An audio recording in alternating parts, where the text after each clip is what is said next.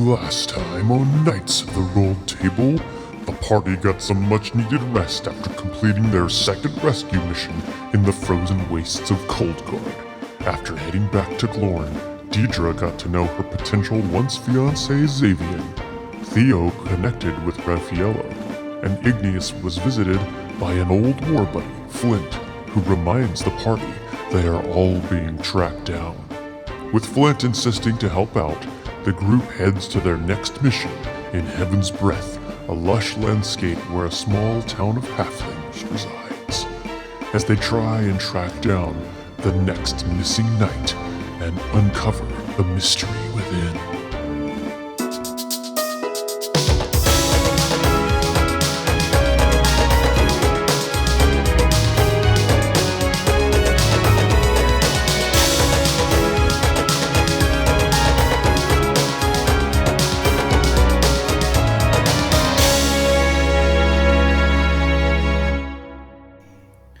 Why are these doors so little?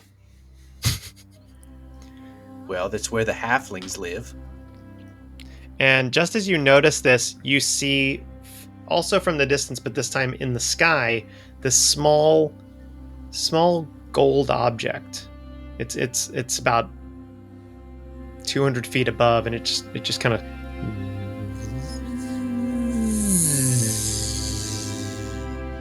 of flies by, and not quite overhead, but sort of heading northeast, and it goes by and it starts flying over the ocean and flies off into the clouds. Don't see that every day. Did you all just see a small flying ball? It was like a gold ball or something. Yes, I dare say I believe I saw something similar to that. How big do you think that thing was? Well, I could try to shoot one down if I see it again. But did it seem like a small thing or like a big thing? It's not like big like a ship. Like from the distance, it looked like maybe the size of maybe like a small bird. Okay. So not like a big UFO or yeah. No. Okay. A few minutes later, as you're, what do you guys want to do? Do you want to head towards the village? You want to investigate the coast? Like, what do you want to do? I mean, the golden thing is gone, right? The golden thing is gone. Although a few minutes later, as you're kind of checking out the scenery, you see another gold thing in the air again, kind of flying a different direction. But this one looks kind of squarish, and it's like. Flint, can you stop that? Can you get it? Can you shoot it down? Look, we shouldn't go shooting things out of the sky willy-nilly. I mean, I got a firebolt. I can probably... it's out of my distance, sorry. Do you have a special arrow that has a net, perhaps, that could capture it without injuring it? Or a boxing glove on the end? What? Melbin, I don't think that's a thing. Listen, it's Well, it should be. It's very down your fiction novels. It's a misconception that every ranger's got arrows that have got a bunch of tricks on them. All right. Well, the good ones do. Hey! Don't go talking about Flint that way. His arrows do what they need to do. Sorry, Iggy. Actually, don't use arrows anymore, Iggy. I've switched to a sword. Just a sword, no arrows. You don't shoot anything. I mean, I've got a bit Just of the magic firebolts. All right. I've got a few tricks up my sleeve. Well, listen, we could follow those gold things over there, trying to figure out where they're going, or We could ask in the village. I think that's the more reasonable thing to start with. Let's head that way. All right, everybody, try to act normal. Saunter over normally. Normal for us or normal in general. Okay, so the 6 of you head over towards the village. It's a little bit of a hike, but you make it there. And as you come into the village proper, you notice that there's a few buildings that have smoke coming out of their chimneys, and there's a few people walking around, some children that are playing outside, some halfling kids, but it looks strangely sparse. Like there should be a lot more people. Like there's some buildings that have cobwebs on them and some buildings that don't. Like some of these buildings kind of look like in disrepair and they've been abandoned, where other ones are kind of in a state of mismatched upkeep. And a few people walking by, they kind of look at you and they're like, kind of just. Excuse us, would you happen to know where we might find a tavern or a place of rest? What's that? Oh, we're looking for a place of rest, an inn, a tavern, restaurant. Well, I would say you could stay at the inn, but the rabbit's foot. But the innkeeper's been gone for a few months, so it's no longer available. I'm sorry. Oh, is there no other places of commerce or business? Well, you're welcome to stay at my house if you want. It's only me. My husband's not been around for a while, and she starts kind of crying a little bit. Oh no! But you're welcome to stay in my. You're welcome to stay in my place. My place, and I'll be able to get out the beds and you see this other female halfling comes up. She's a little bit more together. She's wearing a small blue vest with some embroidery on it, and she's like, "Hey, now, what's all? Laura, don't be all upset. It's fine. Hello. Oh, hi. I'm Clara Connors. I'm the sheriff of Heaven's Breath. I'm sorry about Elora. She hasn't seen her husband for quite a few months, and where has he gone?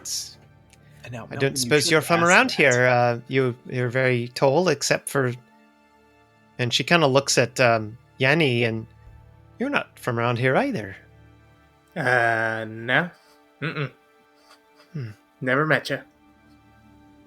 Well, you're all welcome. I'm afraid you'll hear a similar story. Many of the residents of this town have gone to work at the factory. They've gone to work for Heaven Sent. Yenni points up at the sky. Are those things going to the factory?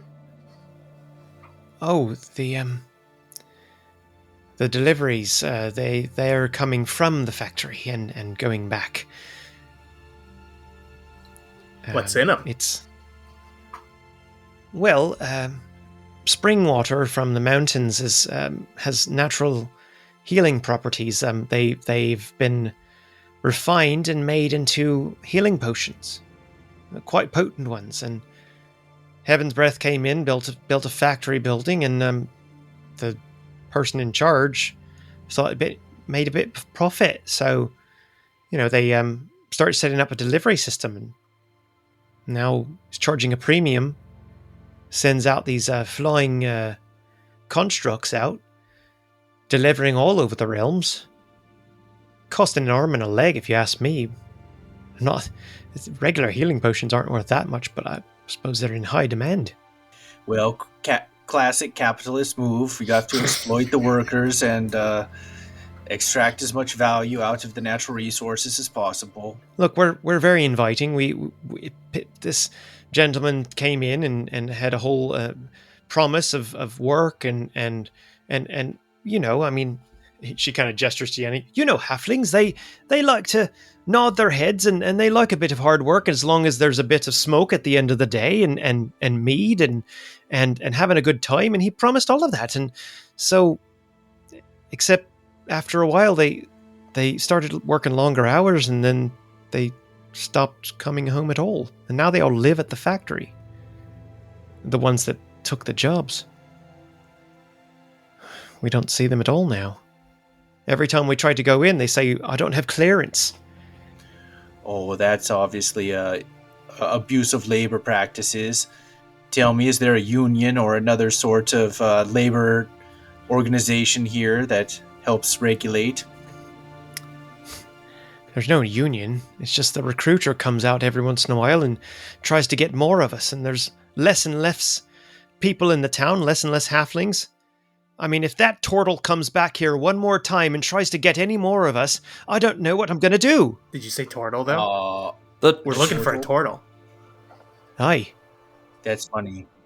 Is the turtle the owner, the runner of this establishment, or is it the No, recruiter? he's a recruiter. He's the one that's coming out and he's threatening, people with disparity and shame and poverty if they don't come helping, and they're playing on our base carnal pleasures and whatnot. I don't. It's downright cruel. But something about him, something about his boss. He comes down here and he just knows a way of talking, and people follow him. All right, well, it seems like one way or another we should probably go find that turtle. So, point us in the direction. We'll see what we can do about this. Well, the factory, the Heaven's Breath factory, is in the heart of the mountain there. It's at the very base, near where the streams are. If you go straight that way, about 3 or 4 kilometers, you'll see it. Are there by any chance any other turtles that you know of? Maybe nicer, more helpful ones? Or is that just the only one around here? Well, we don't get a lot of turtles here in Kesarim, so I don't think if you're looking for another turtle, and he was supposed to be here, I mean... that's the one. That's probably the one you're looking for. All right. He's a right bully. Well, that doesn't sound like the turtle we've been told to seek, but we shall seek him indeed. Are we looking at guards at that factory? It's more of a heavier security force, since you're not going to get in unless you have clearance. Mm-hmm. And even if you do have clearance, there's all kinds of people there, and this guy, the one in charge, the CEO, I've never seen him, but every time he's come into town, he's always surrounded by all of these other large fellas, and he's got security. Well, perhaps we could get a job there and find out what is happening. Oh, now there's an idea. If you came in saying that you would work for him, then I would just be careful, because the CEO, he's got a way of convincing people that this job is the last thing they'll ever do. In some cases, it has been. Does the CEO have a name that you know of? Only one. Sozeb. Sozeb? Sozeb. Then we will seek out this Sozeb, and we will find our turtle, and we will get back your people. Just be careful. He's very convincing. We will do our best, on my honor. Yes, we'll do a little bit of infiltrating and be back in time for tea. You know what we could do? A trick I've learned recently is that we could just say we're delivering for Grubhub, and they'll probably let us in. It's very tempting. Nobody wants to turn away a Caesar salad. I feel like this is more Uber Eats territory. Why don't we just go there and we'll assess? We'll say, for the sake of time, that you approach and you find yourselves in this kind of entryway. It's not a gate on the outside. It's more of just like an archway, and you find your way through to the double doors with a carving in stone above the double doors that says Heaven Sent Company Incorporated.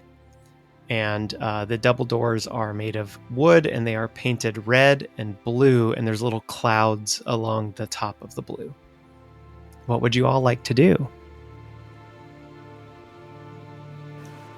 Should we just knock? I mean, it's not like we're going to be stealthy about this.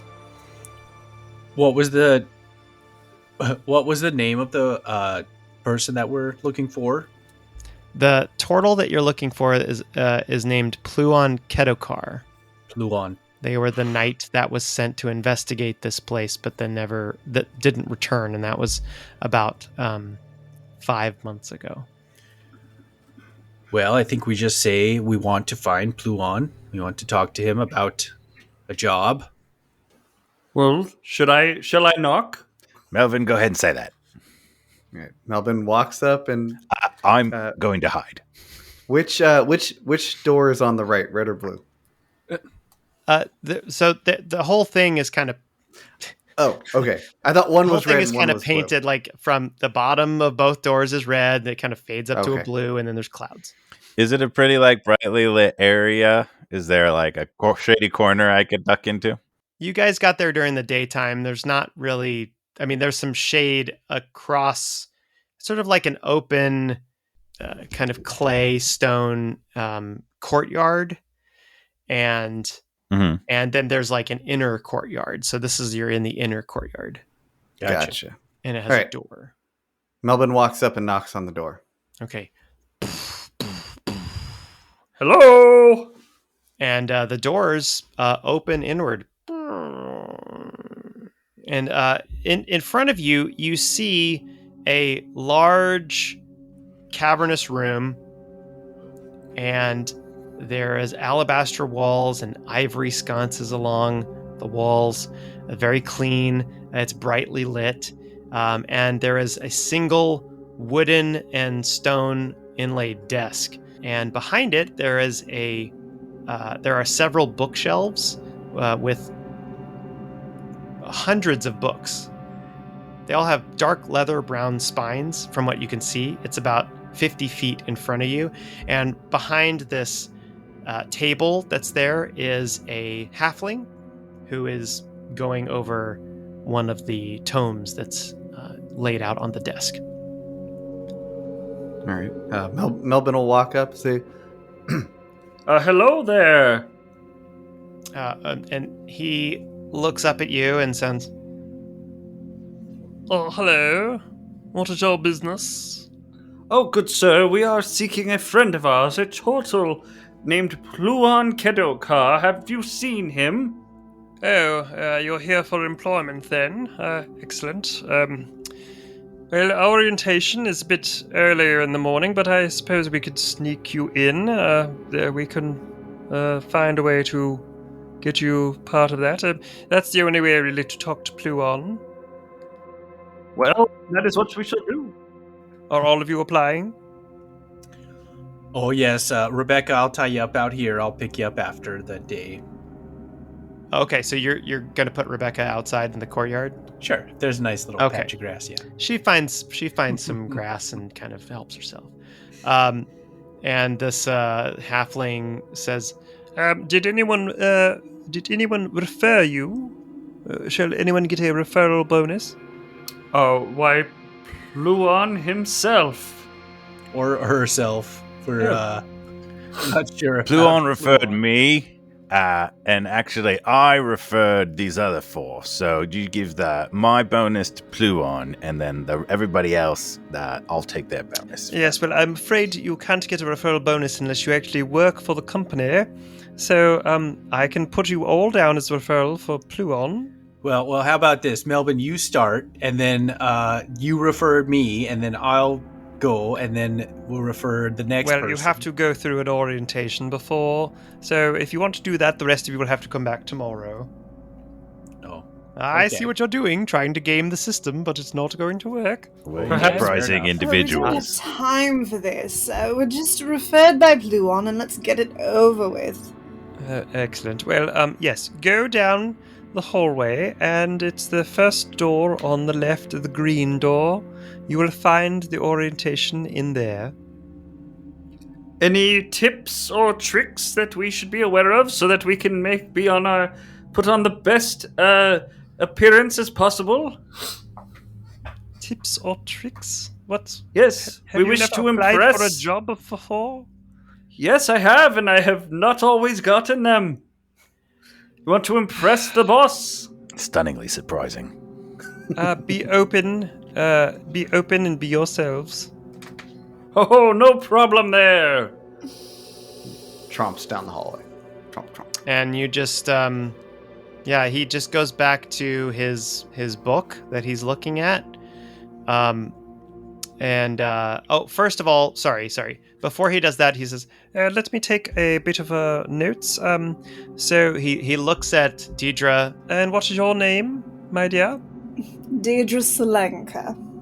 Salenka. And he turns around and goes to the bookshelf and kind of traces his finger along the second shelf and the third shelf, and he goes down a couple of rows, and he pulls out a thick tome, and he plops it down on the desk, and flips a few pages, goes to the middle, and he says, Salenka, yes, here it is, Diedre Salenka, high elf-born brothers and family, excellent, okay, yes, go ahead.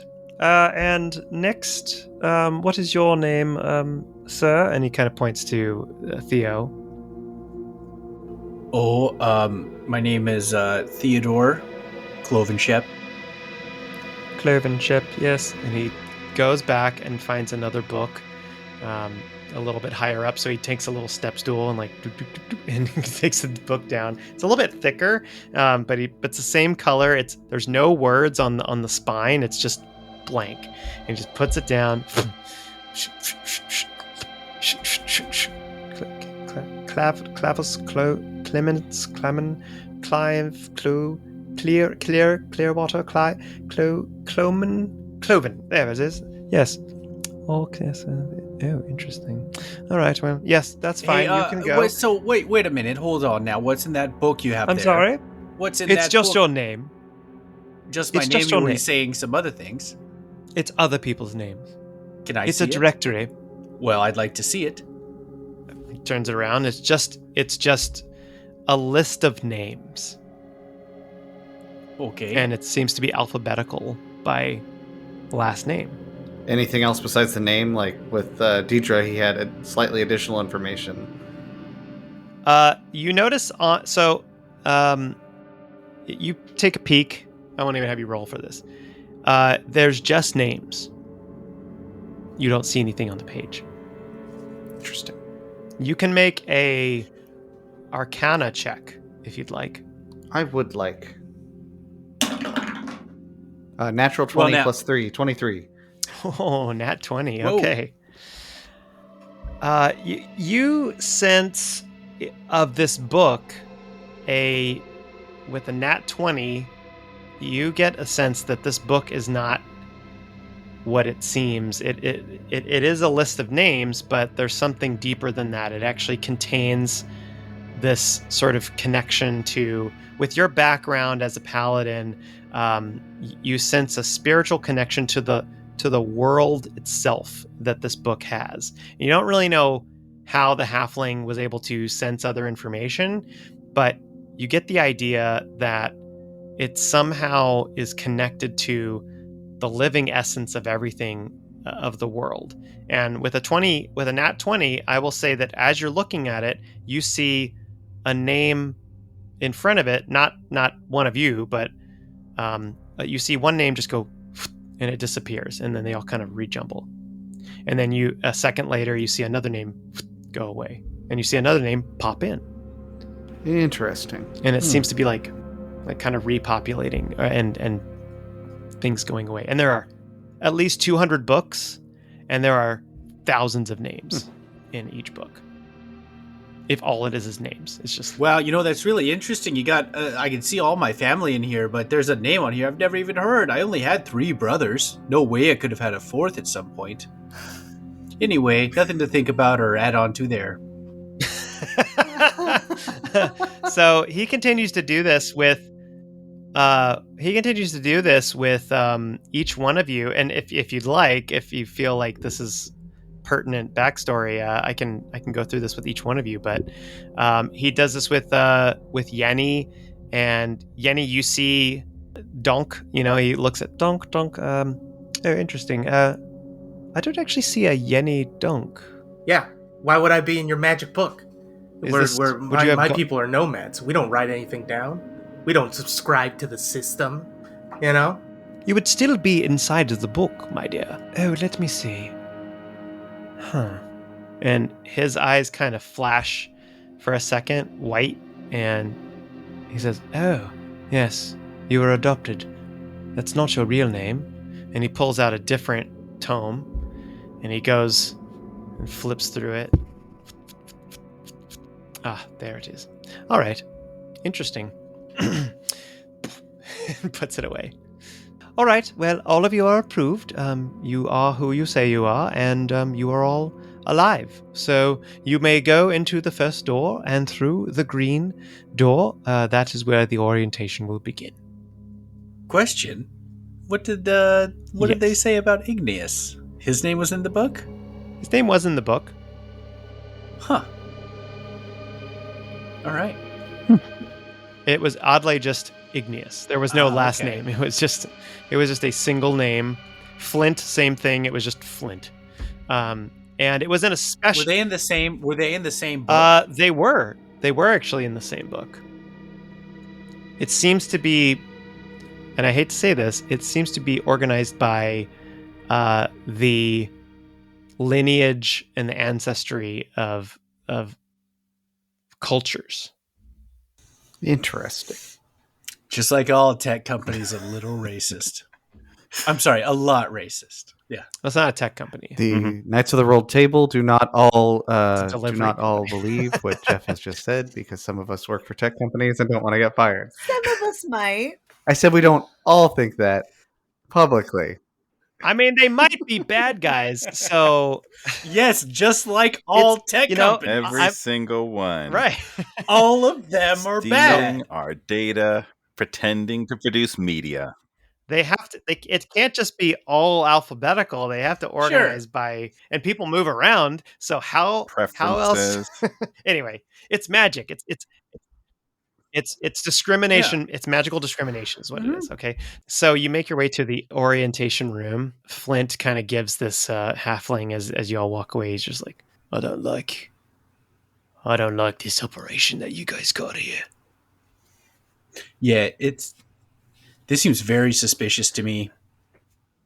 But I hope we get hired, I guess. Good cover. Just kind of keeps walking. Thank you for your assistance, good sir. Good luck. And y'all walk into the first room, and you see there are exactly 6 chairs inside of the room, and there's windowless walls all around, aside from the door. There is one tapestry hanging on the side wall that is hanging down with a waterfall that's kind of been knitted in, extremely ornate, and it has a green mountain. You kind of get the sense that this might be the Kesserim Falls, the mountain that you're kind of around. And on the bottom, embroidered in the tapestry, it says, "Dreams can come true."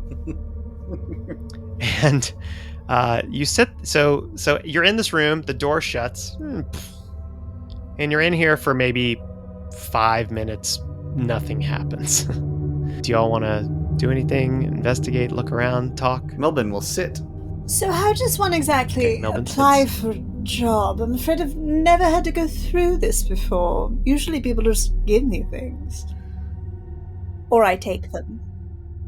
Well, I don't have my CV on me, so I don't know how we are to apply in this case. But normally you would bring a piece of parchment with your records of what you've done in the past, your deeds and your heroics, and show it to your potential boss, and then they will say, "We will contact you," and then they don't. Well, what if most of your accomplishments are a little more off the record? Oh, then you are. Then you use clever phraseology to indicate that it is not off the record. Import and export, for example. Independent consultant. Exactly. I work in acquisitions. Indeed. Theo would like to use his Summon Nature's Ally to summon a little tiny beetle, a little tiny bug. And hey, how's it going? Hey, how's it going, Ringo? I'm good. Why are you? Hold on. Whoa. Matt's voice. All right, fine. I'll allow Ringo, it. I need you to do something. What is happening? What do you need? Well, Well, what I'm thinking, Ringo, is maybe you could get under the door here and you can kind of go take a look around and then report back and tell me what you see, what the rooms are, what's going on around here. If you see anything evil or suspicious. Hang on a second. Here we go. I'm gonna get out my staff and I'm gonna summon a beetle familiar. And Chris can be that one. And I think Jen should be that one. And then I'll summon another one, and Carlos can summon familiars. Mine plays the bass. I'm just kidding. I've only got the one out of the staff. You just summon a beetle? Yeah. Okay. So I like to feel included. This one looks a lot cooler than the other one, and nice. And its name is. No, it's Zach. What is his name? Its name is John. Okay, he's like, "Hello, what can I do for you?" I just thought we have we're putting together sort of a beetle group here to go and search out what's going on. So if you want to follow Ringo over there and kind of work together to see what's behind that door. Might do that, but maybe he could follow me. Yeah, that's probably right. You seem like you really have some good ideas, so he'll probably just follow along, do whatever you tell him. Come on there, chap. Let's go in the next room and see if we can find anything. All right, let's go. All right, we'll be back. The two beetles walk away. One under of the beetles the door. Got a big nose. And... Sure, he's got a big proboscis. Isn't that what they? I know nothing about beetle anatomy. All right, after about 5 minutes, the door opens, and a small female gnome with pulled back tight hair and a little bun, and which is sort of blonde and pink tipped, walks in, and the door shuts. She just kind of looks at y'all and goes, just like a nice sigh, and then she waves her hands a little bit, and you see this rectangular shape, transparent, floating in front of you, and an image pops up. It's geometric but static in front, and it's clear, and it has a logo that says Heaven Sent. You see the words Heaven Sent Realm Distribution Center, Kesserim Branch. And then a voice starts talking. And as you hear this voice, the images on the screen start showing various faces of halflings, and there's some half-orcs, and there's some elves, and there's a bunch of different people of various ages, and working folk, and they're like shaking hands, and there's shots of the mountains in different parts of the world, and this kind of music starts playing. Like we're all a little creeped and out, right? And you hear this music, and you hear a voice, and it says, "Welcome to Orientation for Heaven Sent. We're excited to have you join the team of our worldwide network of workers. We are dedicated to bringing the best in holistic products to everyone, no matter what their socio-political status, creature orientation, or demiplane of origin. As one of our employees, you'll learn great skills like delegation, following directions, hands-on crafting skills, following orders, working longer hours to maximize your potential, and maximizing synergy by reducing the amount of social downtime. Our founder, Sozeb the Industrious, said it best." And then it switches to an image of this man, a well-dressed, very cut, cranberry-colored waistcoat and an ivory tunic. He's tanned, and he's a halfling, but he is bald, and he speaks in a southern accent, and he says, think about your dream. We can help you achieve that. At Heaven's Breath, we believe everyone deserves a chance at feeling better, and we're going to give that to them." And he kind of looks directly at you, and it's this piercing blue eyes, and it shoots back to the various shots of boxes, and you see one or two shots of these gold kind of orb figures and spherical figures and cubes that you think that you saw earlier flying through the air. and various little packages like kind of wrapped up. And the voice continues and it says, "Everyone here puts their entire soul into their work. In return, you get amazing benefits, great friends, and inspirational quotes from Thorax the Multitasker. Yay, praise to Thorax the Multitasker, who provides us with the divine motivation to wake up each day and create life-enriching products. In the next room, you'll go through department placement with our recruiters and then a mild psychological conditioning to learn about what you really desire. Because if you don't know, we will." And then the image kind of goes away. The female gnome just goes and then walks out and opens the door, and then it shuts behind you. And then you sit there. This is not getting better.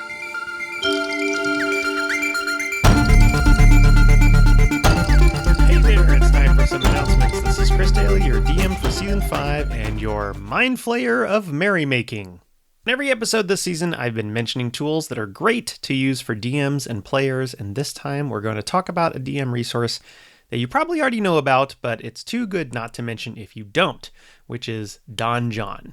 There are so many good tools on here for world building, it can save a lot of time and stress. It's got world maps, town layouts, monster lists, spell sheets, encounter cards, calculators, generators for dungeons, names, magic shops, treasures, and random encounters. In addition to D&D 5e, it also has tools for 4th edition, AD&D, Pathfinder, and some sci-fi RPGs as well. It's a really simple but content-rich site, so definitely check it out. Check out Donjon, that's DONJON, .bin, BIN.sh, or just search for Donjon and you'll probably see it. It's awesome. Hey, if you like our podcast, and we hope that you do, head to your podcast app of choice, and suddenly I went into an accent, and see those 5-star reviews. You can fill out one of those and write a little something, and you too can immortalize yourself in the comments section. It really helps us if you just take a minute and leave a rating and review. We really appreciate it. We read every review that we get because we are interested in what people think. So if you have a moment, we would really appreciate it. Another way you can support is head over to our TeePublic store and check out our swag. You can search for Knights of the Roll Table on TeePublic, and you can get a cool new Knights of the Realm t-shirt with the cool symbol that the characters have tattooed on their arms. There's also some other stuff with the logo, and our Hydration is Very Important shirt. If you like playing D&D and need some character art, consider checking out my Dungeon Heads catalog. I've created a library of black and white and color character art that grows each week with more variations. You can check out all of my stuff on Patreon, patreon.com/dungeonheads, as well as on TikTok, Instagram, and Twitter. A lot of the music for the podcast comes from Arcane Anthems and from Tabletop Audio. Both have a Patreon, and they were both amazing at what they do. Consider checking them out. Lastly, we know we are not the only tabletop RPG D&D actual play podcast out there, so thank you for listening to Knights of the Roll Table. Thank you for being part of this community. Don't forget to check out our Discord and continue to be part of the community. We love hearing from you. We love interacting. We hope that if this whole pandemic situation finally gets under wraps and we can start going to conventions, we can meet some of you from all around the world. We are looking forward to that, and we are hoping this will be a great 2022, and we're just looking forward to what's in store. I hope you guys are enjoying Season 5.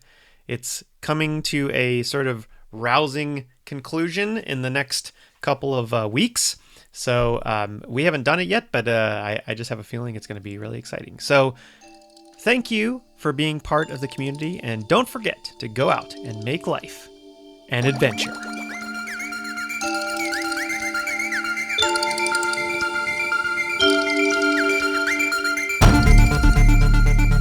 The lights start to glow a little brighter. Just lights from nowhere. The whole room starts to kind of get brighter. And you start hearing this high-pitched kind of... Again, this is creepy, right? Can we at least acknowledge? And it gets brighter and brighter, and it just the brightness overtakes you. And then everything goes dark. A couple seconds go by. You can't hear anything. Everything just is sort of like noise cancellation. I would pull out my dagger at this point. It's you're in a sensory deprivation tank. It's like you can't even feel like, where am I? I would pull out my dagger. Mm-hmm. Okay. That would be very unnerving. Make a dexterity check with disadvantage because you can't see or hear anything. Oops. 17. You're feeling for where you think your daggers are, and you kind of it feels like you're moving in slow motion. It's like, what is happening? It's unnerving for you because you're so quick. And just as you get to the point of like, I found the dagger, lights turn on, and you're in a different room. You're all sitting in the same position you were in, but now the walls are blue, and the room is longer.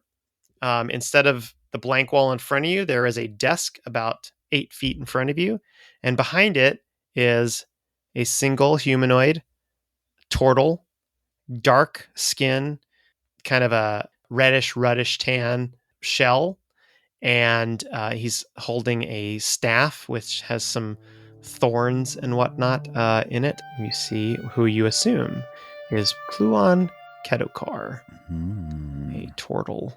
And he looks up and he says, "Oh, new recruits. I thought that we were done for the day, but happy to have new employees. Where are y'all from?" And he kind of looks around at you and notices Yenni's. "Well, you might be from the town, but I haven't seen you before, but I don't know about the rest of y'all." Can I try to message him through the knight symbol? Ooh, nice. So you're going to try to message him through the knight symbol. Psychically, okay. Yeah. What do you want to say? Aye, we're from another organization that you might be aware of. Oh, that's different. Wait a second. You're knights of... You're a knight. Yes, so are you. We come to get you. What's going on? I got this weird message a little while ago about being able to communicate, but I didn't think it would be possible. I didn't really. Well, listen. I guess they sent you, huh? They sent you to find me? Yeah. People are worried about you, that we come to rescue you if you need help. Listen, I don't mean to be rude, but you might want to just go and just say that you didn't find anything, or maybe I was dead. I like where I am. I want to stay here, and it's okay. I'm doing fine. I mean, you can tell I'm working for this company now, and it's fine. Listen, we just got here, but this is not fine. You know that we're knights. You know what we do. We got to do something about this. Are you able to help us? We can probably stop using these. There's nobody in this room. Can they hear us in here? Was that entire thing through the message? Probably, yes. Although, if any of you realize you're doing that, you could probably kind of tap into the get on the party line. Hey, are you? Can you hear me? Can you hear me? Well, if you start, it's like three-way calling back in the day. If you start talking, then he'll be like, "Oh, okay. Listen, that maybe you should." He kind of tentatively taps on his symbol that he pulls forward, unveils some wrappings, and he says, "It's not safe for us to talk about certain things here. They know I'm a knight, but if they find out y'all are knights, it might be bad. So I just please go before something bad happens to y'all. I don't know you, but I'm just asking you, please. You might want to leave. I can see you out." Nah, we gotta stay. Well, okay. I mean, if he wants to stay, that's his prerogative, and we can go and take a bath. Can't leave without him, Diedre. No, we gotta take him. But darling, he doesn't want to go. Are you saying this? Are you saying this, or kind of like messaging it? Whatever. If they've been mentally messaging, then I would mental message. But if they started talking out loud, then I would follow suit. Okay, so you're mental messaging. That's good. And we have an obligation to find more about this. I forgot his name. Bezos backwards. Sozeb. We have to find it. We have to find out more about this Sozeb person. Just now. You guys, the pregnancy brain is real. You can't just use that every time. You guys, I pumpkin. I miss that. It's not 9:00. And we're back. And he's still communicating through the message, and he's like, "Wow, this is really cool, but listen, Sozeb has promised me something, and I have to complete my employment in order to get it. So I would like to stay here." What? It's personal. Perhaps we could assist. Not. Is it not like what he's is promised. it underwear? Did he take your underwear? No. Well, then what's so personal about it? Just tell us what it is. Mortal, I don't really. I lost someone close to me. And this Sozeb can give that person back? I lost my Violet, and he said that if I work for him for a couple of months, 6 months to be exact, 6 months, 6 days, then I would be able to get my Violet back. Well, how long has it been so far? 5 months, 17 days. Well, then we needn't wait very long. Perhaps we could stick around and ensure that you get out safely. Listen, we have time, yes? I'm telling you, this is a fellow knight, and I don't know if he'd be able to help you all as well, but if you get in here, you might not want to leave. He has a way of finding out what you really want and using it. I've already pledged my allegiance, and I've changed my path, and I wouldn't wish it that upon y'all. But if you want it, if you're not happy, maybe he could do something for you. But are you forsaking your oath as a knight? I don't think I would be welcome back in the Knights. How dare you? Listen, I shouldn't be talking to y'all like this. He might be able to tell. He's got ways. I need to go. And Pluon stands up and he turns around, and there's basically a wall behind him, and he just kind of walks through it. Oh, well, that's interesting. And then through the wall, it's a blue sort of stucco, kind of wall painting, and then all of a sudden all the walls change to green, and they all all the walls change to green. The ceiling is white. It kind of shimmers for a bit, and all of your chairs kind of go away, and you find yourself standing up. Just like, what?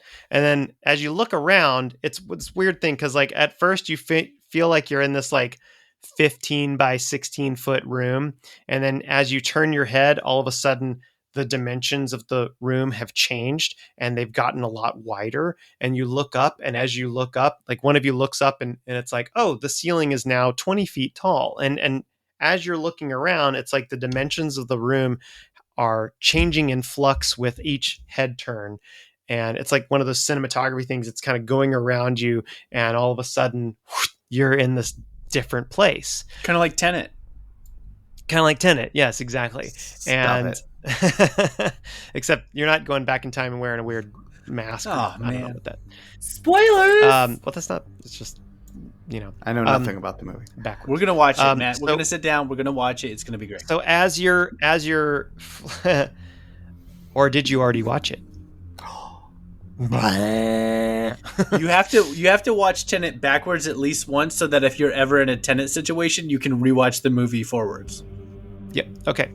So here we go. So you find yourself, you're looking at this, you're in this big room, and much bigger than the room you were in before. There's no sign of Pluon. You do see a couple of lines on the ground. So they're forming a grid, they're intersecting in there, and this grid that you see below you, and each grid line is about, let's say 5 foot in distance. And from a distant corner, there is a shimmer of light. And above it floats this spherical gold drone, which is kind of a shimmering gold floating object. We'll call it a drone, and it kind of floats up, and it has several switches and things like that are kind of flickering and little servos that are kind of, it's very industrious.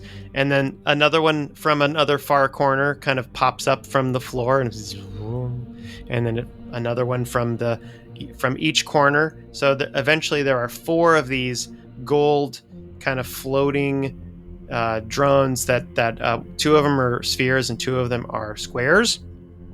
And then you hear this voice, and it's familiar because it was in the video. And you hear, "Well, hi there. Pluon tells me y'all are members of his organization. Betrayer. It's nice to meet some more Knights of the Realm. Y'all are going to make fine workers, but, just to make sure that you are who you say you are, I feel like maybe I should put you through a little bit of a conditioning. So let's see what y'all are up to. Nothing too painful. Just maybe, see what y'all are capable of, so I can sort you in the right department. Good luck."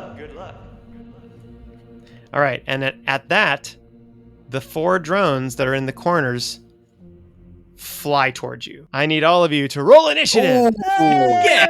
Ow! Someone hit something.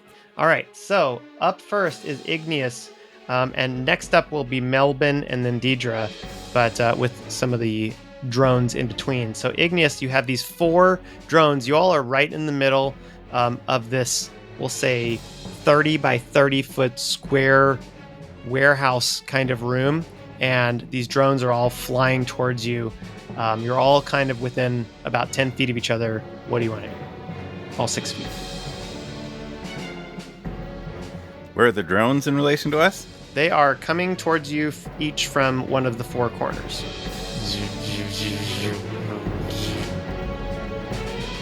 Well, I want to run towards one and jump up and grab it. And if running up the wall nearby it is of any help, I can do that now. If you run towards it, you'll just be in the middle of the room, so you won't be running up the wall, but you could try to grab it and take it to the wall if you want. You just want to make a grapple check. You just want to grapple it and try to jump up and pull it down. Mm-hmm. Okay, so you run towards it and then leap up and then try to grab onto one of these flying drones. It's about 10 feet in the air. So I go ahead and make a strength check. That's going to be a grapple check just to oppose the drone's flight strength. Doesn't seem like a dexterity or like an acrobatic. Ooh, 18. 18 for straight strength. 18. Okay, that's really good. So you grab it.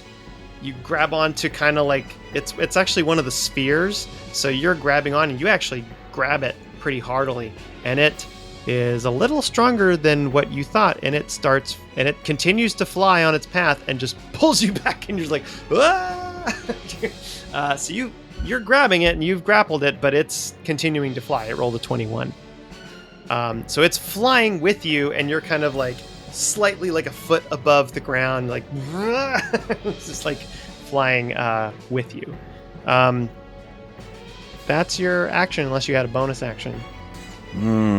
If I remembered what this character did, maybe I'd have something to do. But in lieu of a bonus action, how are our beetles doing? Any word from the beetles? So tell me... The beetles are dead, Zach. We got squished, yeah. They broke up. Ringo is still alive. No. So, Jeff. So why did tell I name me, it John? with Find Familiar and Nature's Ally, do you have a mental communication with them, or? Let me look at that. Was that I know, like when you have like summon familiar, it's like within 100 feet or something like that. But let me double check the. With Find Familiar, you can see through its eyes, but it's like as an action. It's not like constant. It's not constant. And I wouldn't do that right now. So Igneous, you don't have any sense of where John the beetle is. We'll say before this started, you get a sense, Theo, that they're looking around. They have found a room that is a factory room.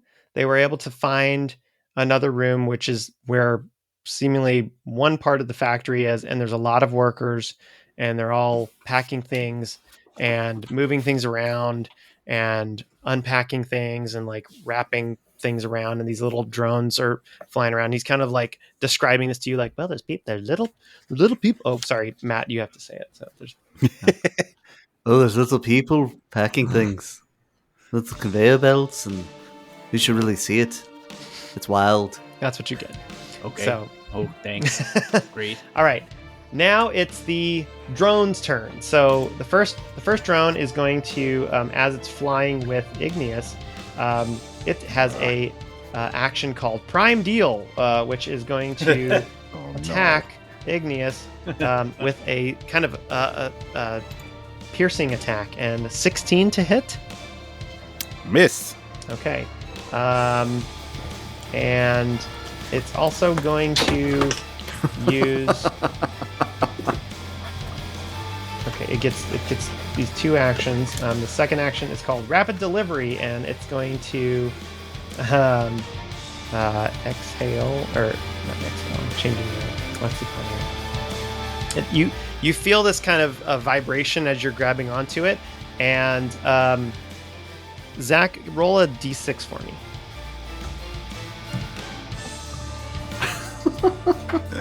Found actual dice. Not prepared for actual dice. Actually, sorry. Roll a dexterity saving throw first. Before the d6. And then a d6? All right. Dex saving throw. Got this. 24.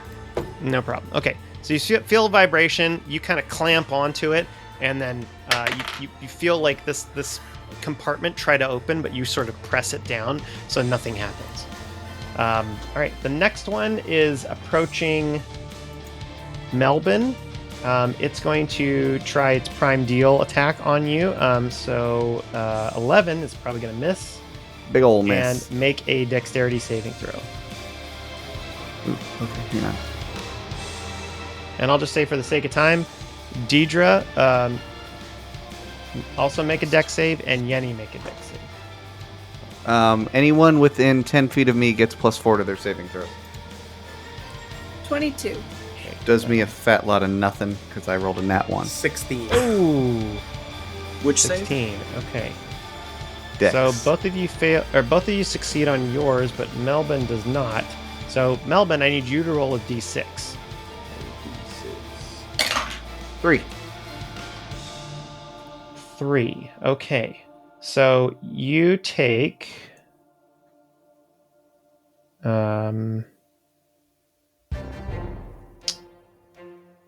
15 points of lightning damage as this drone comes towards you, and it makes an attack with one of its I don't want to say talons, but it's a little servo arm comes out, which has these 3 grapple hooks on it that you suppose are for picking up different packages and whatnot, but it kind of like swipes at you, and you kind of dodge out of the way. You're like, haha, and then it puts out this little probe, and it goes it kind of opens up and just shocks you. You're like, so you take 15 points of lightning damage. And that's not a spell or anything, so That's I don't not a get any spell. resistance. Diedre, does 18 hit? Yes, that'll hit, but I have... Okay, while you're looking that up, Where did it go? Carlos does... natural 20. 24. That sounds like it hits. Yenni, you take 10 points of piercing damage. Ow! The prime deal hits you. This little claw kind of swipes across and pierces the side of your neck. And you're like, ah! My defensive duelist, basically I can use my reaction to add my proficiency bonus to my AC, which would make that not hit. Okay, is that like a constant thing, or is that just... It's a feat that I took. Okay, so it's a reaction. Yes. All right, so Yenni, you took 10 points of piercing damage, and now it is Melbin's turn. Followed by Diedre, and then Theo. I am gonna go after that one that just attacked me because F that noise. All right, so I will swing at it with the hammer side of the hammer axe. Okay. So that will be 17 plus 10. 20, That'll hit. 27 to hit. And then that's 16 damage of whatever hammers are. Okay. Bludgeoning, and then I will swing it again. Okay. 25 to hit. That hits. And 15 damage. 15. Okay, you slam it down with your hammer, and it's a hammer axe, right? Yep. Okay, so the hammer's first. You slam it down, and it just goes. And it kind of comes back up, and you swing down with your axe and just cleave it into. And those couple of sparks, residual lightning damage, and it is taken out. All right, so that's your turn. Unless you want to move. Nope. I was considering using extra damage, but I don't need to do that now. Cool. I will. Is all the other folks still within like 10 feet of me? Except for Igneous, who is being dragged across the floor. Yeah. Because he did have 60 feet of movement, so I'll say that one of the drones was flying along the edge, dragging Igneous as he's like holding on. Cool. So yeah, as long Igneous as the rest are. It's okay, I got this! As long as everyone's still within my aura, I won't move. Okay. Diedre, it's your turn, followed by Theo, and then Flint. Am I able to position myself to get flanking on any of these little with a little deft maneuver, you can. Yes, you can flip around, and Flint would be on one side, you would be on the other of the one that you were. I would like to do that. Okay. Hi, Flint. And I'm gonna stab him with my rapiers. All right. Because that's my one move. That's gonna be a 20 to hit. That hits. Yay! So that's gonna be 8 damage plus 16 for my sneak attack. Or no, the 8 is anyway. So it's the 8 plus the 16. So that's, somebody math this for me. 24. You kill it. You stab it right in the center of its ocular sphere, and it just, and this is one of the cubes, and it just kind of goes.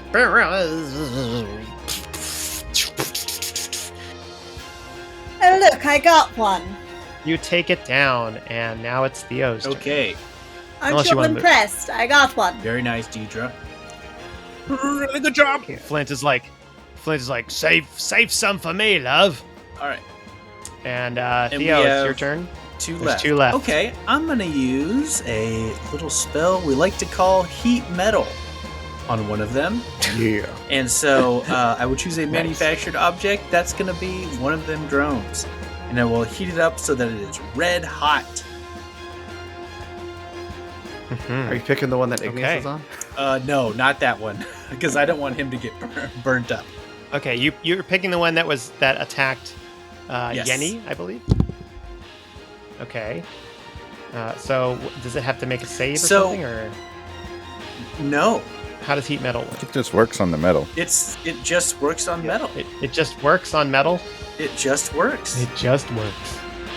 Okay. All right. Well, it's definitely made out of metal, and then the damage is like how much damage is caused by something touching it. Does right. It say yes. Like so that? It says the damage from somebody touching it is 2d8. I don't know if it has microchips inside of it or whatever that are prone to failure, but 2d8 would be the roll there. Do you want me to roll that? So you either destroyed it or made it way worse. But it doesn't know. So it's okay. So here's what'll happen. I'm gonna say it heats up and it's glowing this orange kind of, and just starts kind of like vibrating a little bit more. It's immune. Ooh. To what? Heat? Ooh. Yeah. Well, then nothing happens. It's a delivery. I actually have that in there for different elemental, because like for delivering like ice, wind, heat, lightning, like it's immune to that. So as it heats up, it just kind of you just see it kind of like it turns on a fan, a few switches, and it kind of turns on its central axis, and it's like these little cooling jets go up, and it goes. And it sort of cools itself down, but it still seems kind of hot, like it's still kind of glowing, but it's interesting. Okay, well, I'm out of ideas, and I'll cast Shillelagh on my... Okay, cast Shillelagh. All right, Flint is like, yeah, all right, I'll take that one. I'll take that one, mate. And he runs towards it, and he is going to pull out his... he has a spear, and he pulls out the spear, and at first he pulls out this baton, and it's about 1.5 feet wide. He pulls it out, and he kind of presses a little switch, and it goes, and it extends to a full-on like javelin spear, and he leaps forward and then throws it at the floating one that Theo just attacked. Terrible damage. All right, so it stabs it in the middle. This javelin goes through, and it doesn't damage, but it does not take it out. And he's like, "Oh, right, that was not what I was hoping for. Sorry about that. I'll get it on the next swing." And then Yenni, it's your turn, followed by Igneous. So you have one that's pulling around Igneous, and you have another one that Flint just attacked, but it's floating in the air with a javelin through it. How far away from me is it? Let's say 15 feet. So you can get there within movement. Okay. All right. Well, I'm gonna get about 5 feet closer. So maybe just take a bound or two. Yep. And then I'm gonna utter the magic words. Release.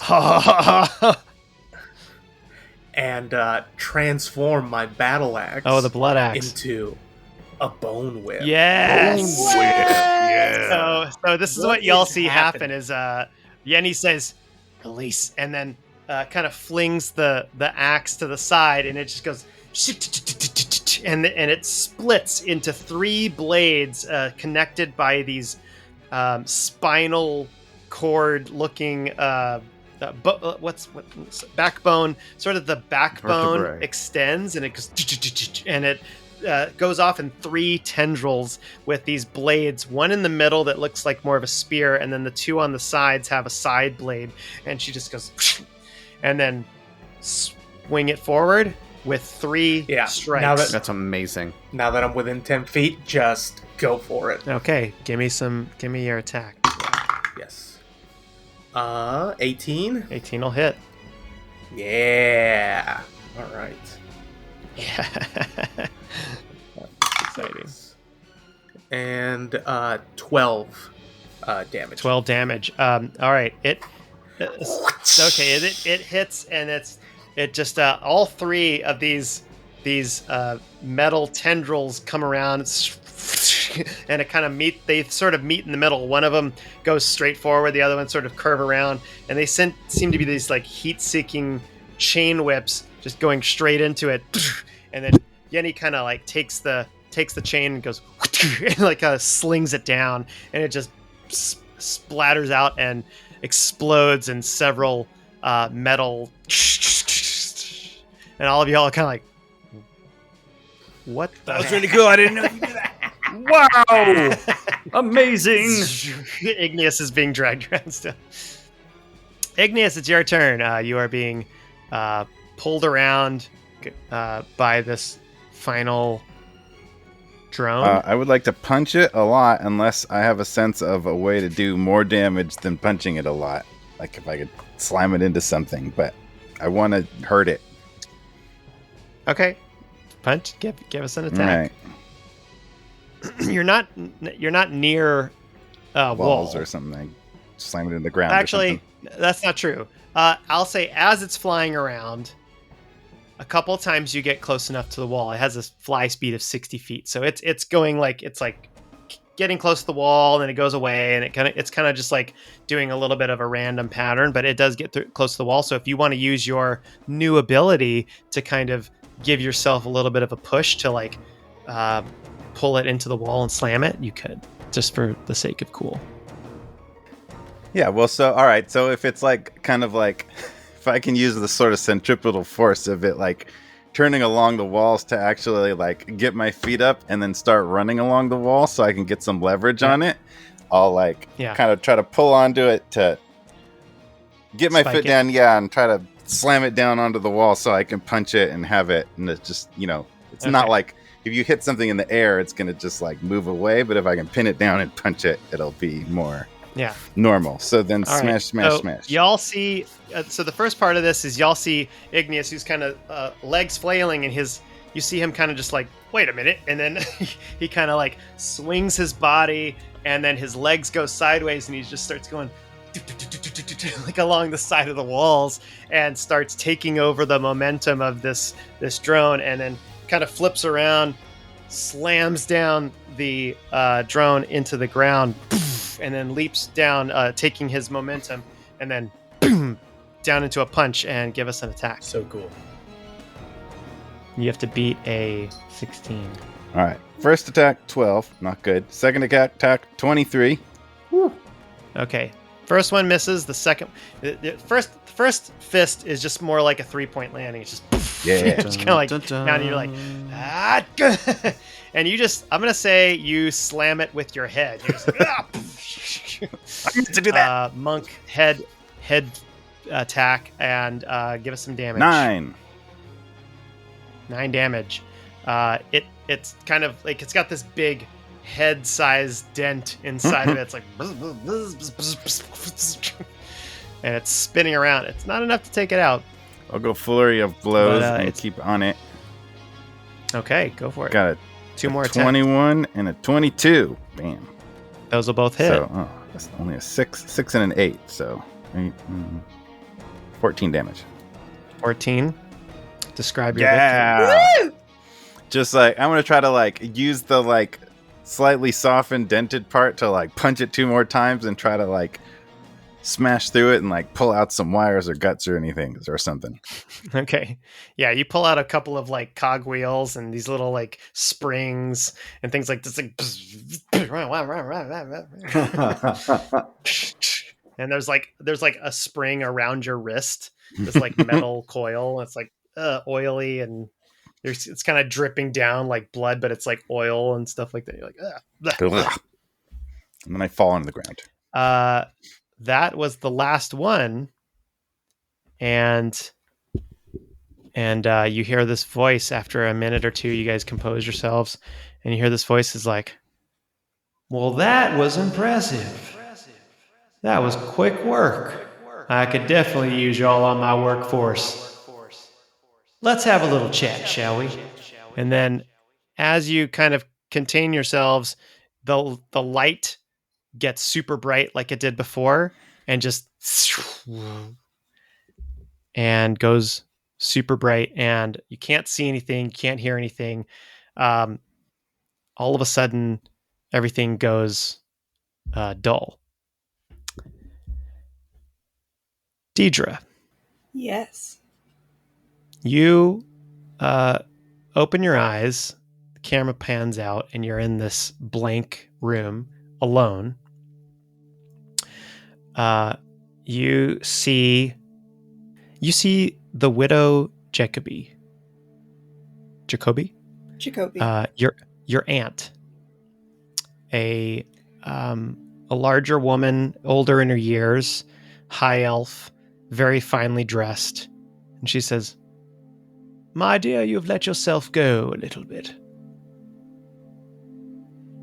Darling, I'm in the prime of my life. How could you? But it's so nice to see you.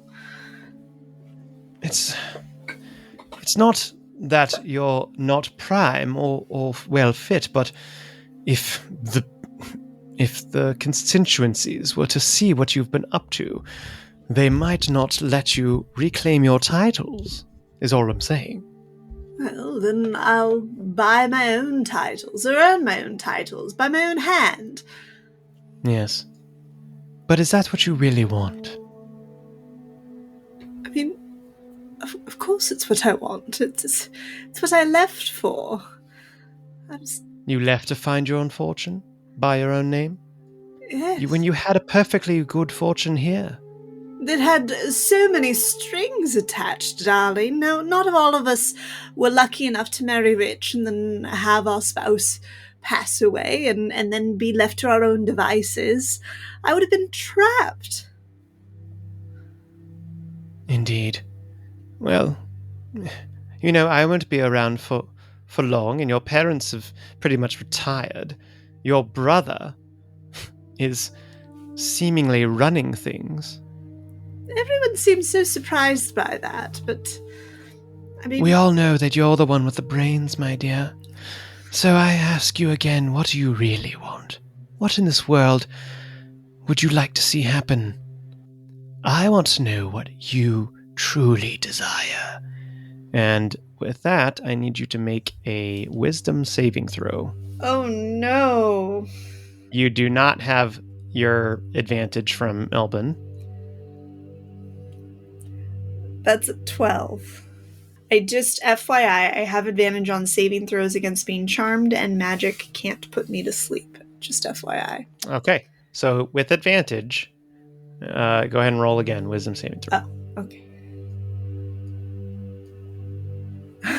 11. Okay. All right. So first, tell me, like you are on a zone of truth. What is it that Diedre really wants? Diedre wants power, but to be recognized by her own hand, not her titles, not things that have been given to her, but by her own accomplishments. Okay. Self-earned worth. Yeah, and like self-governance. And so the widow Jacoby looks at you and says, I see. Then let's get started, shall we? And we pan out to Theo. Theo, in front of you, you're in a blank room, and you see next to you another orc, a older, grizzled, gray-haired orc that has a longer tunic. He's no battle wear, battle scars, or anything, or battle armor he's wearing. But he says, "Right, boy. What you taking care of yourself then? Dead? You found what you're looking for out there in the world?" I think I have. A little bit. How are you? That's just weird. How are you here right now? It seems natural to you. It seems like this isn't real, but at the same time, this seems like a perfectly, as magic happens and like with your druidic abilities through nature, and you sense like there might be something to this, like maybe you are actually talking to this person, but it's not like they're next to you, but it's something in your head that's you're having this conversation with somebody that you know. And who is this person to you?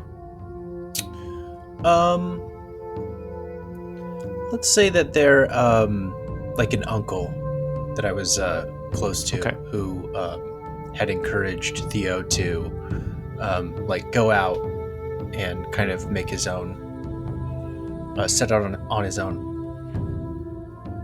Okay. He says, I'm going to be upfront with you. We need your help. The world needs your help. And we can give you assistance in your journey. But you have to tell me what it is that you want. What's holding you back? Holding me back? It'd be nice to have a few more coin. Be nice to maybe... So just money? Just a little bit. What's holding me back? I mean, hey, who says anything's holding me back? Oh, speak up, boy! Don't hold back on me! And he grabs you by the shoulder, as orcs tend to do. They'd be a little rougher, and this is he's not a violent uncle, but he has a stern way of talking to you, and he's like, you tell me what it is that you want out of this world. And you need to make a wisdom saving throw. 16. 16. You can speak freely of your own accord. You can say what it is you want, or you don't have to. Well, it's just to come home with my head held high. Haven't done something out here. We'll see about that.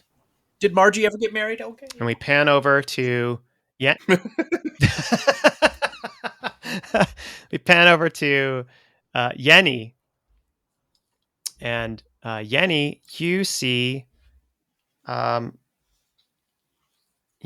actually two figures that are in shadow, and they're just silhouetted. They look halfling in shape, but they have no face or form or details. It's just more of this like fuzzy kind of dark shape, and they say, one of them says, Yenni, is that you? Yeah, I don't think there's anyone else here. It's gotta be me. Yenni, you're so close. You're almost with us, dear. Who are you? We're so sorry, Yenni. Come back to us. You can find us.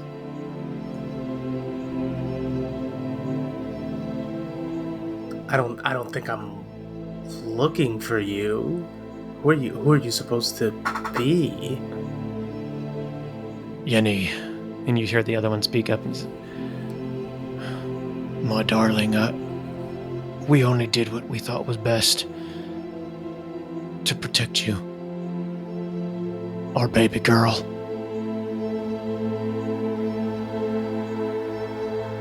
If you want us to be with you, you have to say it. You have to say that's what you want, unless there's something else that you want. Are you dead? Am I dead? Is this No. Ghost town? No, you're very much alive. It's hard to explain, but if you want to find us, we can help you. These people can help you. If that's what you want. What do I need to do? You need to roll a wisdom saving throw. Oh, here we go.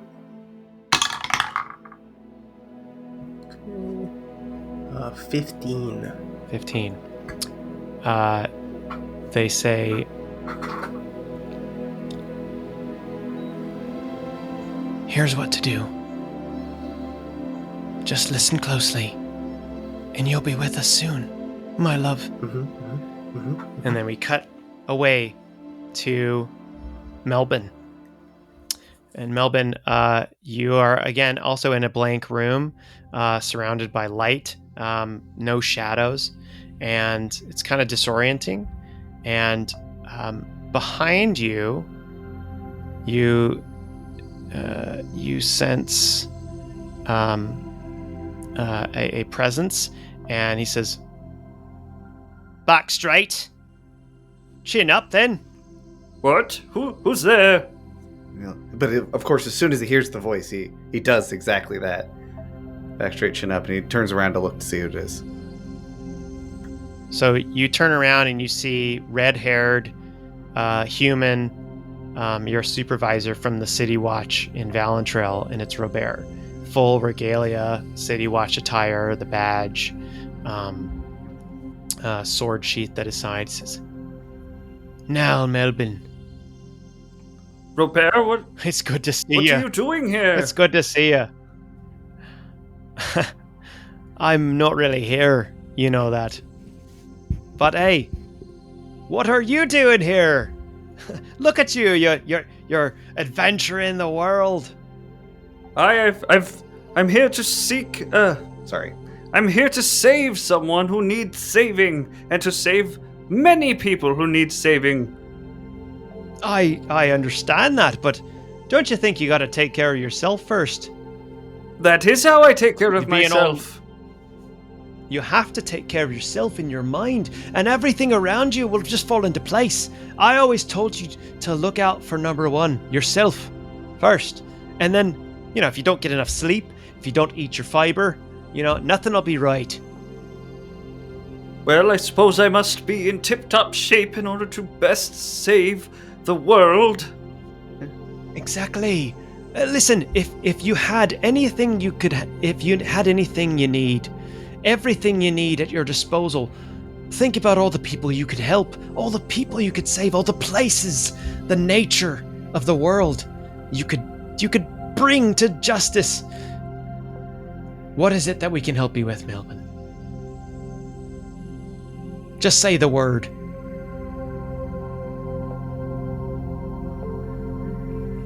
All Melbin wants is to do exactly what he's been saying. He's very straight. He's very transparent and honest. Yeah, for sure. Go ahead and make a wisdom saving throw. I do get my aura of protection though, still, because it's right. There's nothing occluding that, or should I not add it in? I'm gonna say, yeah, you can add it. Okay.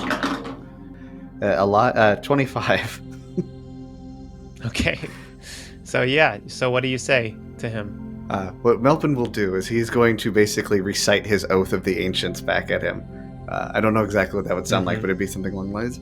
I wish to kindle the light, shelter the light, preserve my own light, and be the light in this glorious world. I will save whoever needs saving, and none will stand in my way. That's right. That sounds quite noble. Thank you. I guess that's how it's going to be. It sure will.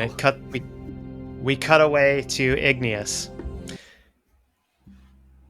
And Igneous, you see a white room, and to the left of you, a small female figure, glowing in a yellowish glow, mid-20s, and this is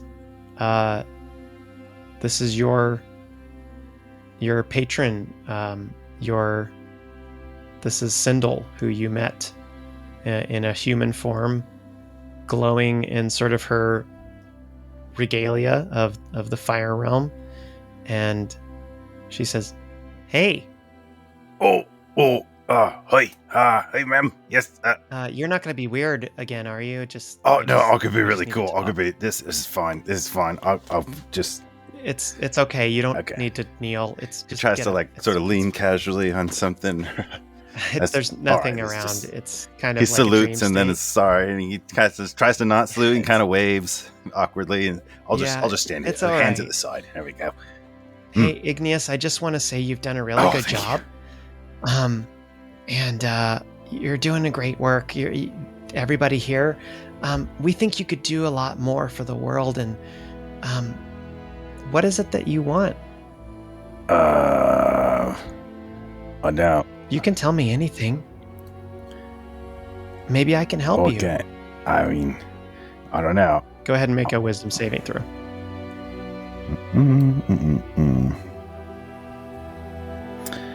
So my potentially relevant ability wouldn't help with a wisdom saving throw, but on an action with stillness of mind, on like a future action, I could end a charmed or frightened effect.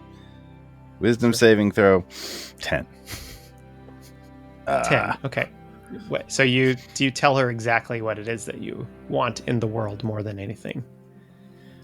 Well, I think I guess to find a place, find a community where I'm loved, where I fit in. Of course. Everybody wants that. And eventually, I think you can have that. It's hard not being wanted. It's hard when you lose your community. I'm sorry I wasn't a better leader and everything got scattered. But maybe you can find that here, on this realm. You think so? Yeah. I do. And I think a good place to start would be here, where you are now, in Kesserim. All right. Okay. All right. Do the good work. And he's starts to go in for a hug, and then he and then he just ends up with his arms up. Yeah, as you do that, you go in for a hug, and she's like, and then and then it kind of flashes white, and then all of you come out of your sort of state of dream state, and on one side of this room, there's kind of a it's a stone wall, a stone floor with the walls on the side, and there's a couple of sconces on the left. There are steps going up in front of you to a central platform, and there are some trees growing up the side, several columns, and some sort of diagonal statues that are kind of like coming up to the side. They're sort of leaping to the side, and then there's a slope that goes down behind this platform, and behind it all you see is fire, and it's just and on the central platform is a bench, and it's a slate alabaster white bench, and behind it on the bench sits this small bald cut halfling who you identify from the video as Sozeb, and he kind of sits there. He's sort of lying down with one elbow on the side, and he's like, well, hi. Y'all had a nice conversation, I'm guessing? And three of you, Diedre, Igneous, and Yenni, are on one side. And Theo, Melbin, and Flint are on the other side. You're separated by about 15 feet. And he said, y'all all had a nice conversation? Oh, yes, very nice. Yes, very, very motivational. I'm right on board, sir. Good. I'm glad to hear that. And y'all are as well, I take it. And he kind of motions to Diedre and Yenni. And you fully agree that working with this gentleman is the right thing to do. Yes, and can I just say that it is a privilege and an honor to finally actually meet you. Well, pleasure's all mine. I am a huge fan of the Knights of the Realm, as Pluon has told me all about your organization. Isn't that right, Pluon? And from the back of the room, you see Pluon's like, I try not to volunteer too much information, but you're very convincing, boss. See, the thing is, not all of y'all were on board with this conversation that just happened. So, the three of y'all, and he kind of motions to Theo and Melbin and Flint. He said, y'all are a little stronger in mind than I thought. Y'all sure you don't want anything I can offer? I can get you anything. Last chance. You can let the good people of this village and my friends go is what you can do. Yeah. See, I'm expanding is the thing. I've staked a good claim with the business here, and my little Modrons are flying all over the place. My little drones, they're taking these healing potions, and I am making a insane profit. Is what I'm saying. I'm getting like way above the baseline. Okay, like y'all don't even understand. I don't know if you understand about interest, but like I have cut out, and I've already got 2 other factories that are being built right now in other places, and I need people like y'all, like good people, good hardworking people that can do my work. So Zeb, what you need is to be stopped. Well, what you need is good kicking the tush. That's what I'm saying. So if you're not going to be on board, my friend, then I'm afraid that, I'm afraid you're going to have to be the one that is going to be exiting the building one way or another. And he kind of looks at Igneous and Yenni and Diedre, and he says, if you would be so kind. And that's where we're going to stop. Dun, dun, dun.